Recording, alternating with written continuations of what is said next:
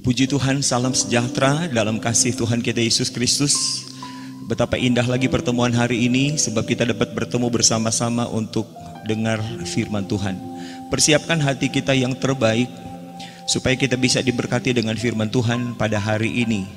Nah, puji Tuhan, Bapak Ibu Saudara kekasih dalam Tuhan, renungan hari ini saya ambil dalam kitab Yohanes pasal yang ke-14 ayat yang pertama. Yohanes pasal yang ke-14 ayat yang pertama. Firman Allah berkata begini, "Janganlah gelisah hatimu, percayalah kepada Allah, percayalah juga kepadaku." Nah, Bapak Ibu Saudara kekasih dalam Tuhan Yesus Kristus, ini adalah perkataan Yesus kepada murid-muridnya. Yesus bilang begini, "Janganlah gelisah hatimu." Yesus lihat dari raut wajah mereka, dari gerak-gerik tubuh mereka, mereka dalam keadaan gelisah. Saudara-saudara, mungkin kita pernah alami kisah seperti ini. Kalau satu waktu kita dengar berita yang mengerikan, berita yang menakutkan, kita dengar satu berita dan berita itu menakutkan, mengerikan, apa yang terjadi? Kita jadi takut, kita jadi cemas, kita jadi gelisah.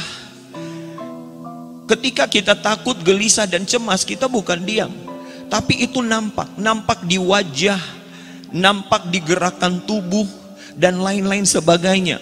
Begitu juga dengan para murid. Tuhan melihat mereka gelisah, Tuhan melihat mereka tidak tenang hatinya, mereka kayak kebingungan. Apa sebenarnya yang terjadi dalam hidup mereka?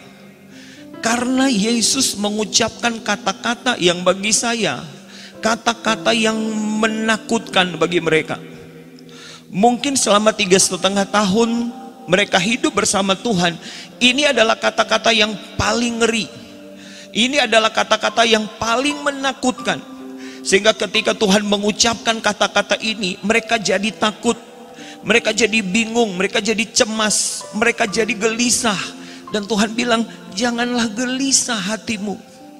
Sebenarnya apa yang diucapkan oleh Tuhan yang membuat para murid itu gelisah?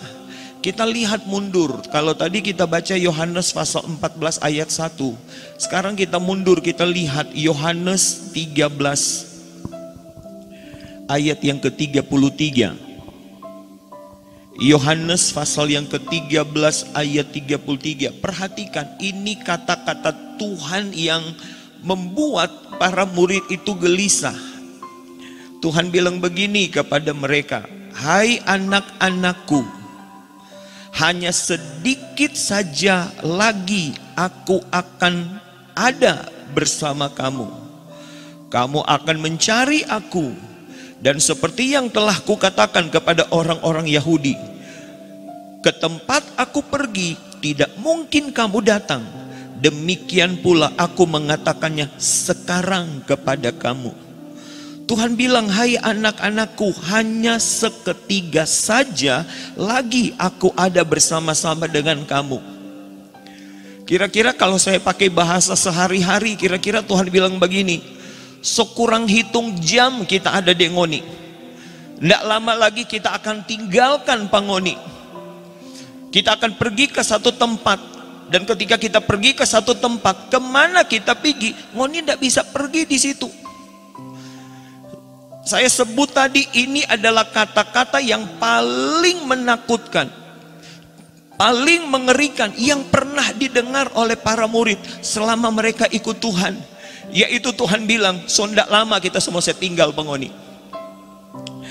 Berapa kali saudara-saudara kekasih dalam Tuhan, baik itu jadi pengalaman saya waktu kecil maupun setelah menikah, saya lihat pengalaman dari anak-anak saudara-saudara.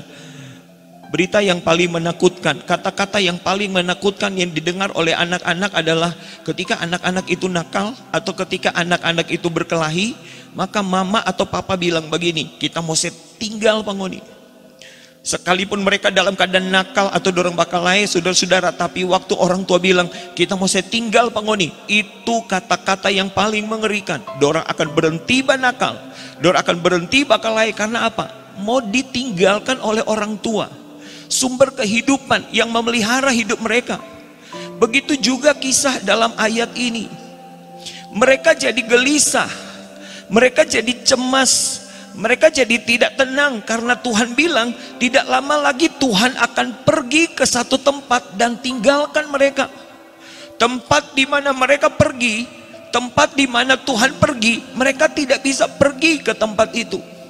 Saya ambil kesimpulan dalam ayat ini, saudara-saudara. Hal yang paling menakutkan dari hidup seseorang adalah ketika orang itu ditinggalkan oleh Tuhan. Hidup yang paling ngeri di dunia ini adalah hidup tanpa Tuhan. Sebab kita tahu bersama Tuhan itu adalah sumber kehidupan. Dia adalah sumber segala-galanya. Dia yang jadi penyebab kita ada. Dan bayangkan kalau Tuhan adalah sumber kehidupan, kemudian Tuhan tinggalkan. Ngeri. Nah, para murid, saudara-saudara, sudah mengalami masa-masa indah. 3,5 tahun mereka hidup bersama Tuhan, makan bersama Tuhan, berjalan bersama Tuhan, setiap hari ada dengan Tuhan. Siapakah Tuhan itu? Tuhan itu yang menciptakan dunia ini. Dia pencipta alam semesta. Dia adalah Allah yang maha kuasa. Dan murid-murid sudah mengalami ketika mereka berjalan bersama Tuhan, yang tidak mungkin itu jadi mungkin, yang mustahil itu tidak jadi mustahil. Ada saat mereka lapar, Tuhan punya kuasa untuk memberi makan pada mereka. Saudara masih ingat ketika begitu banyak orang lapar, termasuk para murid, hanya ada 5 roti dan 2 ikan. Tapi karena Tuhan yang maha kuasa, Tuhan sanggup memberkati 5 roti dan 2 ikan. Sudah begitu banyak orang yang makan, masih sisanya 12 bakul. Itu kehebatan kalau bersama-sama dengan Tuhan. Saudara ingat satu ketika mereka lagi diombang-ambingkan karena angin sakal bertiup begitu kuat. Tapi karena ada Tuhan, Tuhan punya kuasa untuk menghentikan angin, dan Tuhan punya kuasa untuk meneduhkan ombak. Begitu juga kalau mereka sakit, Tuhan sembuhkan mereka. Dengan mata mereka sendiri mereka melihat betapa hebat hidup bersama Tuhan. Yang mati bangkit, yang lumpuh bisa berjalan, yang buta bisa melihat. 3,5 tahun mereka hidup di zona mujizat. 3,5 tahun mereka rasa aman karena ada bersama-sama dengan Tuhan. Tapi sekarang Tuhan bilang, kita semua tinggalkan ngoni, dan kita akan pergi ke satu tempat di mana ngoni tidak akan bisa pergi. Ini mengerikan. Bagi saya, saudara-saudara, kehidupan yang paling mengerikan di dunia ini adalah kehidupan seseorang tanpa Tuhan dalam hidupnya. Ada seorang hamba Tuhan berkata begini, yang membuat ngeri di neraka bukan karena apinya, yang membuat ngeri di neraka karena tidak ada Tuhan, putus hubungan dengan Tuhan selama-lamanya. Jadi hamba Tuhan berkata begini, yang membuat neraka itu ngeri bukan karena apinya yang panas, yang membakar, bukan. Yang membuat neraka ngeri adalah bagaimana terputusnya hubungan dengan Tuhan ketika masuk di neraka. Saudara masih ingat dalam kitab Daniel pasal yang ketiga, di sana ada kisah kaya neraka. Sadrak, Mesak, dan Abednego, mereka dibuang ke dalam dapur api yang dipanaskan 7 kali lipat. Ini para algojo yang mengangkat mereka dan membuang mereka ke dapur api, tidak bisa tahan panas, mereka mati. Tapi lihat, di tengah-tengah kayak neraka dilempar Sadrak, Mesak, dan Abednego. Yang dilempar 3 orang, tapi tiba-tiba mereka melihat sudah ada 4 orang di sana. Ada 1 orang yang sudah bersama-sama dengan mereka, itu seperti anak dewa. Siapa dia? Yesus. Alkitab menulis tidak ada 1 rambut pun yang terbakar. Alkitab menulis tidak ada 1 pun dari hidup mereka yang hangus terbakar. Karena apa? Ada Tuhan. Ini membuat, jadi beralasan, yang membuat neraka ngeri itu bukan karena apinya, tapi karena tidak ada Tuhan di neraka. Putus hubungan selama-lamanya dengan Tuhan. Ini menggambarkan pada kita betapa menakutkan hidup tanpa Tuhan. dan betapa indahnya hidup bersama dengan Tuhan. Daniel pasal 6 kita tahu kisah itu. Bagaimana Daniel karena dia taat mengikuti Tuhan, dia tidak pernah lalai dalam doa. Dari apa yang dia lakukan dengan Tuhan, maka dia harus mengalami hukuman, saudara-saudara. Dia harus dilempar di gua singa. Tapi hati Daniel begitu tenang karena ada Tuhan. Ketika dia dilempar di gua singa, satu singa pun tidak bisa menerkam Daniel karena ada Tuhan. Jadi kita lihat bedanya. Kita bisa alami apa saja. Sadrak, Mesak, dan Abednego bisa alami kayak neraka. Tapi karena ada Tuhan dalam situasi itu, Tuhan jadi penolong. Daniel bisa mengalami pengalaman dia ada di gua singa, tapi karena ada Tuhan di gua singa, tidak ada satu kuasa yang sanggup menerkam seseorang yang ada Tuhan dalam hidupnya. Tapi wahai bagi dia yang tidak ada Tuhan. Ini yang membuat para murid gelisah ketika Tuhan bilang begini, aku akan tinggalkan kamu, aku akan pergi ke satu tempat di mana engkau tidak dapat pergi. Artinya apa? Mereka akan sendiri tanpa Tuhan. Saya mau beritahu untuk kita pada hari ini, kalau kita ada Tuhan dalam hidup kita, kalau kita sudah percaya Tuhan, terima Tuhan secara pribadi, dan Tuhan sudah berdiam dalam hidup kita, saya mau bilang apa saja bisa terjadi. Sekali percaya Tuhan, tetap percaya Tuhan. Karena kita tahu selama hidup kita ada Tuhan, kita bisa alami apa saja. Kita bisa lalui pencobaan apa saja. Kita bisa ada di tengah-tengah pergumulan apa saja. Tapi apa yang dialami oleh Sadrak, Mesak, dan Abednego di tengah-tengah kesukaran, tapi karena ada bersama dengan Tuhan, kesukaran itu tidak bisa menghancurkan kita. Kesukaran itu tidak bisa membuat kita tidak berdaya, karena ada Tuhan yang tolong. Itu sebabnya kalau kita sudah ada Tuhan, kalau kita sudah miliki Tuhan, jangan pernah tinggalkan Tuhan. Saya mau bilang kepada kita semua, karena ada anak-anak muda yang karena hanya mau menikah, dia rela tinggalkan Tuhan. Ada orang-orang tertentu hanya karena mencari pekerjaan, dia rela tinggalkan Tuhan. Saya mau bilang hidup yang paling sulit di dunia ini adalah hidup tanpa Tuhan. Hidup yang paling ngeri di dunia ini adalah hidup tanpa Tuhan. Tapi hidup yang paling indah dan paling berbahagia di dunia ini adalah ketika kita ada Tuhan. Saudara-saudara, saya punya grup WA lebih dari 30. Jadi tiap hari saya baca kiriman-kiriman WA dari teman-teman, hamba-hamba Tuhan dan lain-lain sebagainya. Saya lihat di grup WA itu, mereka mengisi berita, nubuatan-nubuatan dari beberapa hamba Tuhan.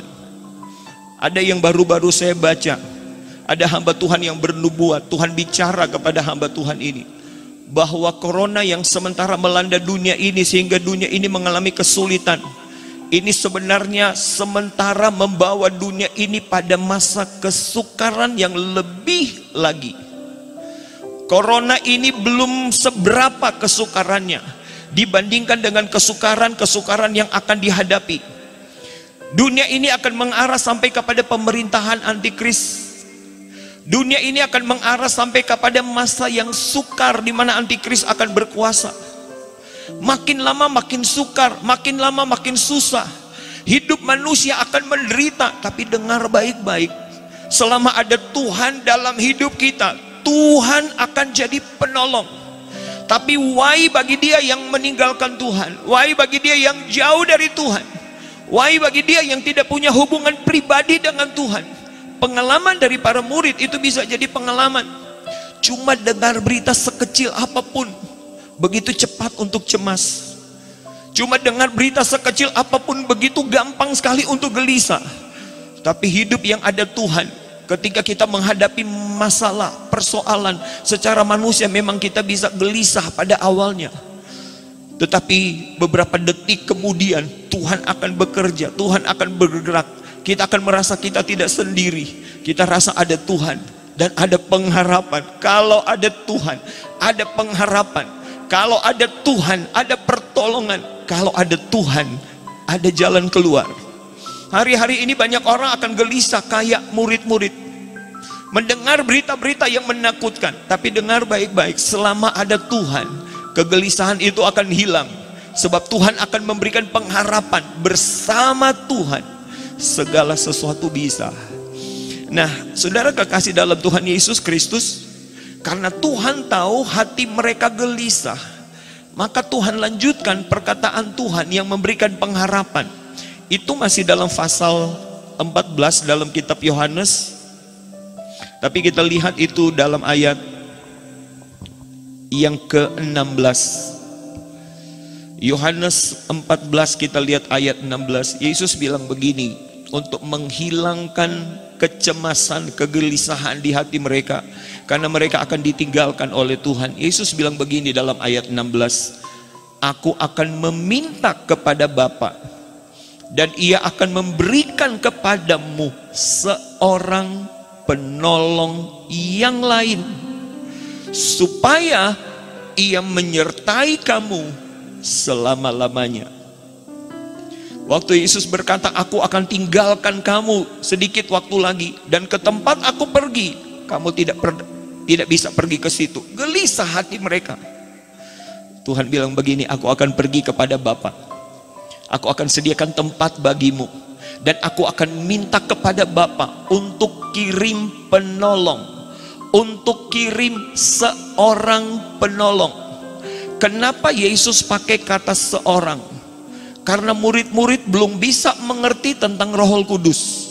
Karena Roh Kudus itu adalah roh. Untuk memudahkan para murid mengerti, Yesus bilang yang akan Dia kirim yaitu seorang penolong. Tuhan mau bilang Dia adalah kayak Dia, kayak pribadi Yesus.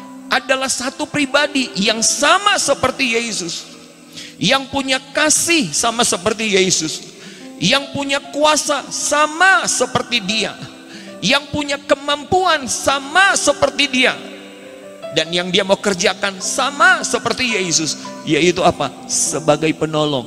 Tapi Dia adalah pribadi lain. Pribadi lain yang dimaksud adalah Roh Kudus. Roh Kudus yang Yesus minta kepada Bapa untuk dikirim kepada para murid dan dikirim kepada kita, kuasanya sama seperti Yesus. Mulai bangkit pengharapan dari para murid, karena ternyata Tuhan tidak tinggalkan mereka piatu, tapi Tuhan kirim penolong yang lain yang punya kuasa yang sama. Artinya apa? Supaya ketika mereka mengalami masalah, sekalipun Tuhan sudah kembali ke sorga, ada penolong yang lain yang punya kuasa yang sama, yang punya kemampuan yang sama, yang pernah tolong mereka di waktu yang lalu selama 3,5 tahun. Pribadi Roh Kudus punya kemampuan yang sama, yang akan tolong mereka dalam perjalanan selanjutnya. Saudara kekasih dalam Tuhan Yesus Kristus, sekarang Yesus sudah terangkat ke sorga, tetapi Dia sudah minta kepada Bapa untuk mengirim Roh Kudus sebagai penolong. Kita tahu dalam kitab Kisah Para Rasul, doa Yesus sudah terjawab, Roh Kudus sudah dicurahkan. Ada 120 orang yang penuh dengan Roh Kudus di kamar loteng.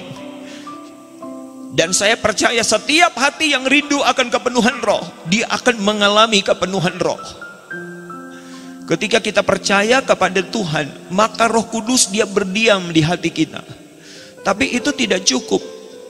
Tuhan mengajar pada kita, kita perlu minta sampai Roh Kudus itu memenuhi hidup kita, sampai hidup kita itu dikuasai oleh Roh Kudus. Sebab ketika Roh Kudus ada di dalam kita, Dia memenuhi hidup kita, maka hidup kita itu kayak para murid yang lagi berjalan bersama-sama dengan Tuhan. Ketika mereka berjalan dengan Tuhan, masalah apapun mereka akan lalui bersama Tuhan. Saya menyebut 3,5 tahun perjalanan dari para murid, itu adalah perjalanan yang penuh dengan mujizat. Perjalanan 3,5 tahun dari para murid adalah perjalanan yang penuh dengan keberhasilan. Perjalanan 3,5 tahun para murid dengan Tuhan itu adalah perjalanan yang penuh dengan kemenangan. Hal yang sama akan kita alami ketika Roh Kudus itu memenuhi kehidupan kita. Itu sebabnya saya mau bilang hari ini, tidak ada kehidupan yang paling indah di dunia ini selain penuh dengan Roh Kudus. Sebab ketika Roh Kudus memenuhi hidup kita, dia punya kapasitas yang sama seperti Yesus. Sebagaimana Yesus pernah membangkitkan orang mati, sebagaimana Yesus punya kuasa untuk membuat yang lumpuh berjalan, sementara Yesus punya kuasa untuk menenangkan ombak dan angin. Kuasa yang sama itu ada pada Roh Kudus. Mereka punya kuasa kealahan yang sama, punya kemampuan yang sama. Mereka sama-sama hebat dan mereka sama-sama penuh dengan kuasa. Bapak, Ibu, Saudara kekasih dalam Tuhan, kita ada di hari-hari doa mencari kepenuhan Roh Kudus. Saya mau bilang, kalau Anda bisa datang berkumpul di rumah-rumah untuk bersama-sama berdoa mencari kepenuhan Roh Kudus, engkau adalah orang paling berbahagia di dunia ini. Saya ingin supaya kita menyadari bahwa betapa pentingnya kepenuhan Roh Kudus itu dalam hidup kita. Sebab kehadiran Roh Kudus dalam hidup kita sebagai pengganti Yesus. Sebagaimana Yesus, dia melakukan mujizat dengan luar biasa. Hal yang sama akan dilakukan oleh Roh Kudus, karena dia adalah seorang penolong yang lain. Kita akan lihat bersama-sama contoh apa saja yang bisa dilakukan oleh Roh Kudus. Kita imani ini, dan kiranya ini jadi pengalaman kita semua. Kita lihat contoh pekerjaan Roh Kudus dalam perjanjian lama. Sangat luar biasa. Kita lihat kitab Keluaran pasal yang ke-14. Kitab Keluaran pasal yang ke-14. Kita lihat ayat yang ke-21. Keluaran 14 ayat 21. Lalu Musa mengulurkan tangannya ke atas laut, dan semalam-malaman itu Tuhan menguakkan air laut dengan perantaraan angin timur yang keras, membuat laut itu menjadi tanah kering, maka terbelahlah air itu. Ayat 22. Demikianlah orang Israel berjalan dari tengah-tengah laut di tempat kering, sedang di kiri dan di kanan mereka air itu sebagai tembok bagi mereka. Ayat ini berkata begini, Musa mengulurkan tangannya. Bahasa rohani, arti rohani dari mengulurkan tangan itu bicara tentang doa. Tangan yang terulur itu bicara tentang doa. Ketika Musa mengulurkan tangannya ke atas laut, maka bertiuplah angin timur yang keras. Siapakah angin timur ini? Angin timur ini adalah bayangan dari Roh Kudus. Jadi bahasa rohaninya, ketika Musa berdoa, maka Roh Kudus datang. Apa yang terjadi ketika Roh Kudus datang? Kita tahu dalam kisah ini, ketika Tuhan membebaskan orang Israel keluar dari Mesir, tiba-tiba berubah hati dari Firaun. Firaun berkata kepada tentaranya, kejar orang Israel dan tawan mereka kembali. Jadi Anda bisa bayangkan orang Israel dalam keadaan berjalan kaki masuk ke padang gurun, kemudian mulai dikejar oleh tentara-tentara Mesir yang berkuda dan berkereta. Pasti bisa terkejar antar berjalan kaki ataupun berlari, sementara musuh yang ada di belakang itu mereka berkuda dan berkereta, bisa terkejar. Mereka mau lari sebelah kiri padang gurun, pasti terkejar. Lari ke sebelah kanan padang gurun, pasti terkejar. Mau maju ke depan, laut Teberau yang terbentang begitu luas. Mereka berteriak minta tolong kepada Tuhan. Tuhan, tolong kami. Datang instruksi dari Tuhan, ambil tongkat, ulurkan tanganmu, pukul ke laut itu, ke laut Teberau, maka laut itu akan terbelah. Benar, ketika Musa mengulurkan tangannya, dia pukul tongkatnya ke atas laut Teberau, bertiuplah angin timur, dan angin timur dia belah laut. Ini satu hal yang menakjubkan. Saya bilang ini satu peristiwa yang spektakuler yang pernah dialami oleh anak-anak Tuhan dalam kitab kisah, dalam kitab Keluaran ini. Ini spektakuler. Tidak ada satu teknologi yang sanggup buat ini. Ketika angin bertiup begitu kencang, laut yang begitu luas, laut yang begitu dalam, terbelah dua. Anda bisa bayangkan, sebelah kiri laut air itu jadi dinding, sebelah kanan air laut itu dia jadi dinding, sementara terbentang jalan yang panjang. Alkitab tulis jalan itu kering hanya dalam hitungan menit. Tidak ada kuasa lain yang bisa buat ini. Tidak ada teknologi yang hanya dalam hitungan menit bisa tercipta jalan raya sehingga bisa selamat orang Israel dari kejaran musuh.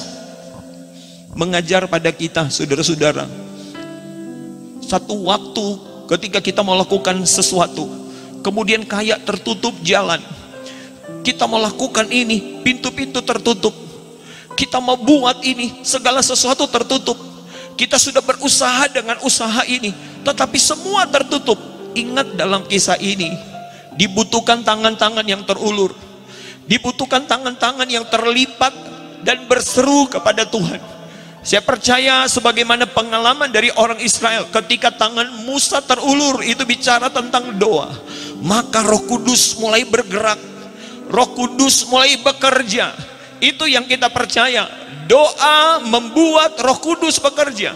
Ketika Roh Kudus bekerja, Roh Kudus akan ciptakan jalan mujizat yang tidak bisa dilakukan oleh orang lain.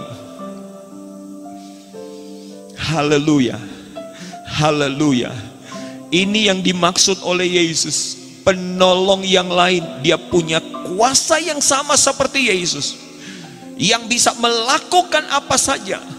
Dan dalam kisah ini, Roh Kudus dia menciptakan jalan mujizat ketika tidak ada jalan. Itu sebabnya seperti saya bilang tadi, kalau kita lagi melakukan sesuatu dan kita kehilangan jalan, jangan pernah putus asa dengan Tuhan. Selama kita hidup berkenan kepada Tuhan, selama kita setia dengan Tuhan, kemudian ada pintu-pintu yang tertutup, dengar baik-baik, saya mau sampaikan ini di dalam nama Yesus. Dibutuhkan tangan-tangan yang terlipat, dibutuhkan orang-orang yang mau berdoa. Bukankah ada lagu yang berkata, ketika ku berdoa, mujizat itu nyata. Ketika mereka Musa mengulurkan tangan, mujizat Tuhan terjadi, Roh Kudus kerja dan tercipta jalan mujizat. Kalau Tuhan pernah, kalau Roh Kudus pernah buat mujizat kepada orang Israel, kalau Roh Kudus pernah ciptakan jalan mujizat kepada orang Israel, Roh yang sama yang sementara kita nantikan hari ini, Roh yang sama yang berdiam di hati kita, Roh yang sama yang memenuhi hidup kita, Roh itulah yang sama yang akan tolong kita. Saya mau bilang kepada jemaat, kepada semua kita, seberapa banyak yang bisa dengar khotbah ini. Kalau ada jalan-jalan yang tertutup, ada satu pribadi yang sanggup membuka jalan itu dan bisa menciptakan jalan mujizat. Dia adalah Roh Kudus. Jadi dengar baik-baik, betapa perlunya kita penuh dengan Roh. Sebab ketika kita penuh dengan Roh, di dalam hidup kita ada seorang penolong yang sanggup tolong kita dalam keadaan apapun.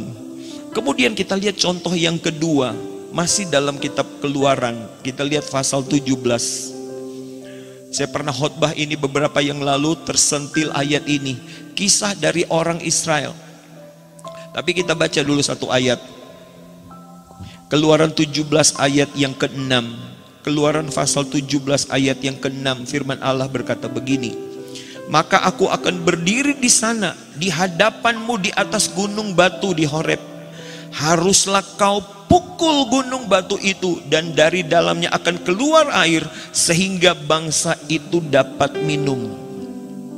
Ini orang Israel ada di padang gurun yang jumlah mereka 3 juta jiwa, belum termasuk ternak mereka yang begitu banyak. Ada anak-anak kecil, ada pemuda, ada remaja, ada keluarga muda, ada bapak ibu sampai lanjut usia. Mereka kehausan. Saudara-saudara, kita bisa tidak makan 3-7 hari, bisa. Tapi jangan sampai kalau tidak minum. Sebab tubuh kita 80% terdiri dari air. Ada orang yang puasa sampai 40 hari, dia tidak makan sampai 40 hari, tapi dia minum. Tapi jangan berani balik. Hanya makan dan tidak minum, mati saudara-saudara. Karena minum itu adalah kebutuhan kita. Nah, orang Israel, mereka ada di padang gurun, tanahnya gersang. Ada 3 juta jiwa, dari anak sampai dewasa. Begitu banyak ternak, dan mereka tidak ada air. Musa berseru kepada Tuhan, Tuhan, bangsa ini kehabisan air, bangsa ini haus akan air. Apa yang harus aku buat? Tuhan bilang kepada Musa, ambil tongkatmu, pergi ke gunung batu dan pukul gunung batu. Gunung batu itu akan keluar air.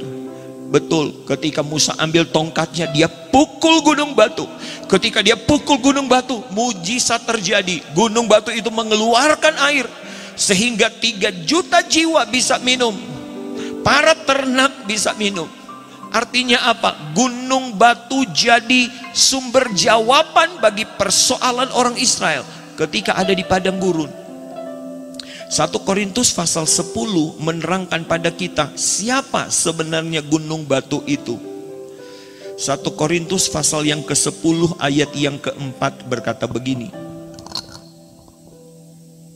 1 Korintus 10 ayat yang ke-4, dan mereka semua minum minuman rohani yang sama, sebab mereka minum dari batu karang rohani yang mengikuti mereka, dan batu karang itu ialah Kristus. Perhatikan kata-kata itu. Paulus menulis tentang batu karang, tapi batu karang itu menunjuk kepada gunung batu. Alkitab menulis gunung batu itu mengikuti mereka. Mereka minum dari gunung batu yang mengikuti mereka. Baru saja kata-kata ini sudah menjelaskan pada kita, ini bukan gunung batu biasa, ini gunung batu hidup. Dan Alkitab menulis gunung batu itu adalah Kristus. Kita tahu Allah kita, Allah Bapa, Allah Anak, dan Allah Roh Kudus.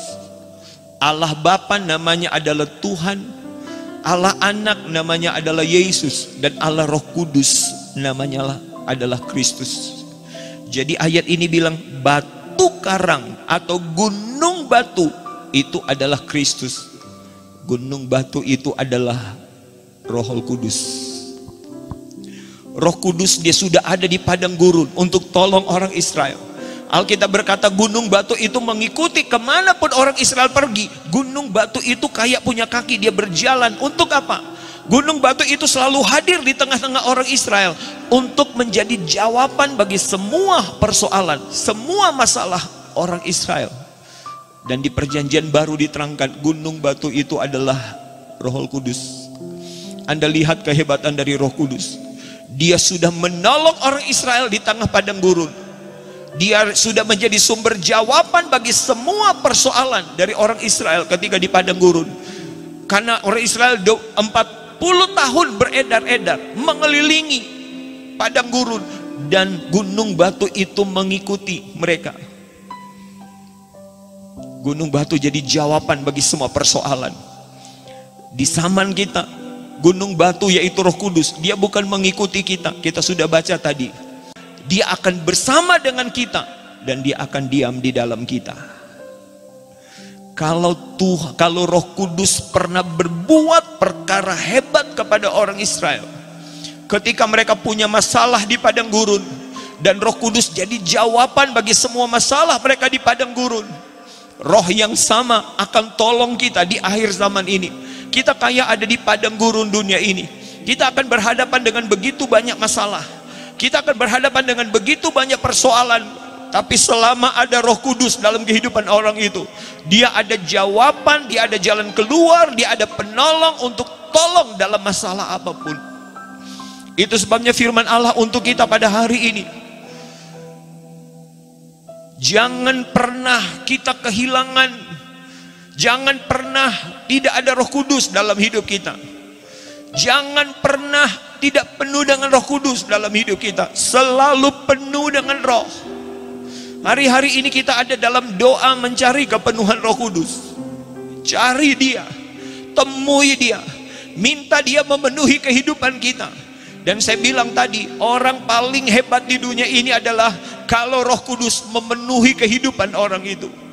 Sebagaimana Roh Kudus sudah berkarya dengan spektakuler dan luar biasa pada zaman gereja perjanjian lama. Dia bebaskan orang Israel dari perbudakan Mesir. Dia ciptakan jalan mujizat ketika orang Israel kehilangan jalan. Dia jadi jawaban bagi semua masalah orang Israel. Hal yang sama Roh Kudus mau lakukan pada kita. Itu sebabnya penuh dengan roh, penuh dengan roh, penuh dengan roh, penuh dengan roh, penuh dengan roh. Biar Roh Kudus menguasai kehidupan kita. Ketika kita akan menghadapi dunia ini yang makin lama makin sukar, menghadapi dunia ini yang makin lama makin sulit, memang secara manusia kita bisa gelisah, kita bisa takut. Tetapi akhirnya Roh Kudus akan bergerak, Roh Kudus akan bicara di hati kita. Jangan takut, ada aku yang sanggup mengubah padang gurun jadi tempat yang bermata air. Jangan takut, ada aku yang sanggup mengubah yang tidak ada jalan menjadi jalan mujizat. Tenang, ada aku yang sanggup membuat yang tidak mungkin itu jadi mungkin. Itu sebabnya kalau kita ada Roh Kudus dalam hidup kita, hiduplah benar di hadapan Tuhan. Saudara-saudara, kalau Roh Kudus itu ada dalam hidup kita, jangan pernah kecewakan dia. Sebab Yesus bilang dia adalah seorang. Artinya dia adalah satu pribadi yang bisa diduka citakan, yang bisa dikecewakan, yang bisa disakiti.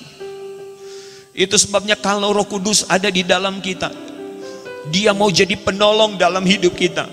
Dia mau bertindak untuk melakukan apa saja untuk kita. Bagian kita adalah izinkan biar Roh Kudus itu tinggal dengan tenang di hati kita.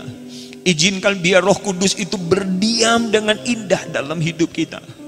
Yang terakhir, saudara-saudara, pekerjaan Roh Kudus dalam kitab Yohanes pasal yang ke-16. Yohanes pasal yang ke-16 ayat yang ke-13. Dari begitu banyak pekerjaan Roh Kudus, hari ini kita lihat 3 pekerjaan Roh Kudus. Yohanes 16 ayat yang ke-13. Firman Allah berkata begini, tetapi apabila ia datang, yaitu Roh kebenaran, ia akan memimpin kamu ke dalam seluruh kebenaran. Nah, Yohanes pasal 16, Yesus bilang Roh Kudus itu dia akan pimpin kamu kepada seluruh kebenaran. Nah, kalau kita mundur kembali ke Yohanes pasal 14 ayat yang ke-6. Yohanes pasal 14 ayat 6, Yesus sendiri berkata begini dalam ayat 6. Kata Yesus kepadanya, akulah jalan dan kebenaran dan hidup. Pasal yang ke-16, Yesus berkata bahwa Roh Kudus akan bawa kamu kepada seluruh kebenaran. Ayat-ayat sebelumnya Yesus berkata, aku adalah jalan, aku adalah kebenaran, dan aku adalah kehidupan. Sebenarnya ayat ini Yesus mau terangkan begini, kamu tidak akan pernah kenal aku sebagai kebenaran tanpa pekerjaan Roh. Kamu tidak akan kenal aku dengan benar kalau bukan pekerjaan Roh. Saya pernah bertemu dengan satu orang saudara-saudara. Saya pergi ke rumahnya, kemudian kita diskusi, kita dialog. Saya sudah diberitahu kalau ke rumahnya, maka dia suka debat tentang Alkitab. Saya nggak mau. Firman Allah bukan untuk diperdebatkan. Firman Allah kalau didengar, diyakini dan dilakukan itu. Tapi karena saya punya urusan di keluarga itu, saya pergi. Sampai di sana saya dicoba diajak debat dan lain-lain sebagainya. Saya tanya gini, saya bilang ke bapak itu, bapak sudah berapa kali baca Alkitab? Dia bilang sudah 7 kali baca Alkitab. Kemudian saya bilang, apa bapak kenal siapa Yesus yang bapak baca? Dia bilang, saya tidak tahu. Lihat, dia sudah 7 kali baca Alkitab, tapi dia tidak bisa kenal siapa Yesus. Cuma satu yang bisa menerangkan siapa Yesus yang sebenarnya, itu adalah Roh Kudus. Saudara-saudara, kita bisa baca berulang-ulang Alkitab ini, tapi tanpa tuntunan Roh Kudus, kata-kata ini mati. Tetapi kalau Roh Kudus ada dalam hidup kita, satu kata saja, kalau dia hidup, kita akan mengerti tentang Tuhan, kita akan mengerti tentang firman Allah. Nah, apa sih kepentingan dari kita mengenal Tuhan dengan benar? Efesus berkata begini dalam kitab Efesus pasal yang ke-4. Ini ayat yang terakhir sebelum kita berdoa. Kitab Efesus pasal yang ke-4 berkata begini, ayat yang ke-13. Efesus pasal 4 ayat 13. Ini standar untuk bisa diselamatkan. Efesus pasal 4 ayat yang ke-13. Sampai kita semua telah mencapai kesatuan iman. Perhatikan kalimat berikut. Dan pengetahuan yang benar tentang anak Allah. Jadi ayat ini kita harus tahu dengan benar tentang anak Allah, tentang Yesus. Kedewasaan penuh dan tingkat pertumbuhan yang sesuai dengan kepenuhan Kristus. Kita harus kenal benar siapa itu Yesus sebagai anak Allah. Dan yang akan menerangkan kita tentang Yesus itu hanya Roh Kudus. Kita bisa kuliah, kita bisa belajar, bisa jadi doktor, bisa jadi profesor. Tapi tanpa Roh Kudus kita tidak akan mengenal Yesus dengan benar. Sebab dia adalah roh, dia adalah Allah yang tidak terbatas. Tapi kita diberikan jaminan kalau Roh Kudus memenuhi hidup kita, dia akan bawa kita kepada segala kebenaran. Yesus itu adalah kebenaran. Artinya apa? Kalau Roh Kudus memenuhi hidup kita, Roh Kudus yang akan terangkan, dia akan perkenalkan siapa Yesus yang sebenarnya. Dan akhirnya kita akan bertumbuh dalam pengenalan akan Tuhan. Kita akan bertumbuh jadi dewasa. Kita akan bertumbuh jadi serupa dengan Yesus. Dan akhirnya kita bisa diselamatkan oleh Tuhan. Lihat, ini pentingnya penuh dengan roh. Yang pertama, pekerjaan dari Roh Kudus. Ketika kita menghadapi jalan-jalan yang tertutup, Roh Kudus sanggup ciptakan jalan mujizat.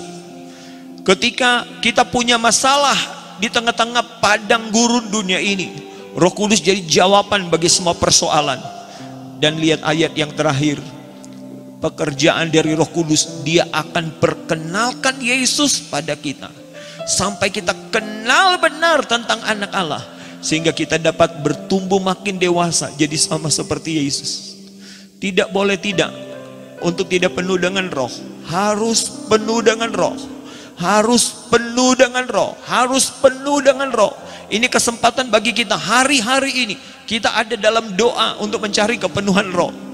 Bagi mereka yang sudah penuh dengan roh, yang ditandai dengan bahasa-bahasa lain, bahasa lidah yang keluar dari mulut mereka, tetap penuh dengan roh. Saya mau bilang Anda orang hebat, Anda orang luar biasa dan paling berbahagia kalau Anda penuh dengan roh.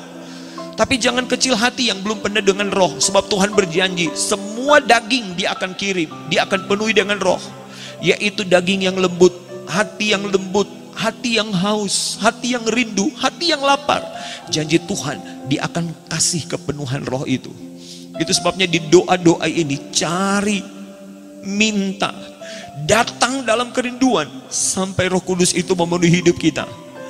Dan kita tidak piatu. Masalah apapun kita alami, ada Roh Kudus yang akan tolong kita. Tuhan memberkati kita semua. Sebelum saya mau berdoa dari tempat ini, saya rindu kita nyanyi bersama-sama. Ku buka hati untuk jamahanmu. Ku buka hati untuk jamahanmu. Berserah penuh di hadiratmu. Kau ambil alih seluruh hidupku di altarmu, menyembahmu. Ku buka hati, nyanyi bersama. Buka hati untuk jamahan. Roh Kudus mulai bergerak di tengah kami. Aku berdoa lawatanmu mulai terjadi di tiap-tiap rumah, di tiap-tiap jiwa. Seberapa banyak yang menyaksikan, yang mendengar firman ini. Aku berdoa lawatanmu mulai terjadi sekarang. Aku minta itu di dalam nama Yesus. Di altarmu menyembahmu. Ku buka hati, ku buka hati untuk jamahan. Bekerjalah Tuhan, bekerjalah Tuhan. Oh, kau ambil alih seluruh hidupku di altarmu,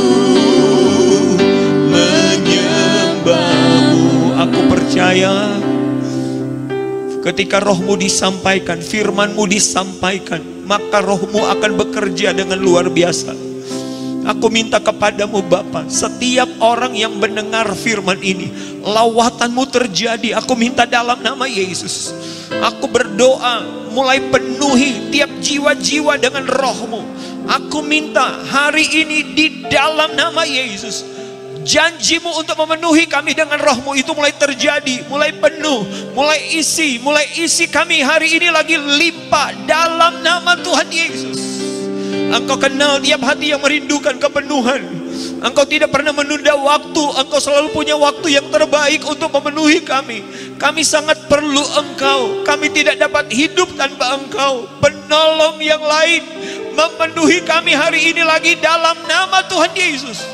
Tidak ada satu jiwa yang lolos dari lawatan Tuhan. Semua jiwa mengalami lawatan Tuhan sekarang dalam nama Tuhan. Sampai namamu dipermuliakan. Kami menjadi anak-anak Tuhan yang tidak pernah kehilangan pengharapan, karena ada Tuhan sebagai penolong kami. Dan kami akan menjadi anak-anak Tuhan yang akan mengenal Engkau lebih lagi di hari-hari yang akan datang, sampai kami kenal betul siapa Engkau, dan kami akan jadi serupa dan segambar dengan Engkau. Terima kasih untuk firman yang sudah kami dengar. Meteraikan firman ini dan berkati semua kami yang mendengar. Terpuji nama Tuhan dari kekal sampai kekal. Ini jadi doa kami. Kami berdoa bersyukur alaskan. Di dalam nama Yesus Tuhan dan Juru Selamat kami berdoa. Haleluya. Amin. Teruslah mencari kepenuhan Roh Kudus, sampai kepenuhan itu memenuhi hidup kita, penuh melimpah, dan kita diberkati Tuhan sekarang sampai selama-lamanya. Tuhan berkati kita semua. Haleluya. Puji Tuhan.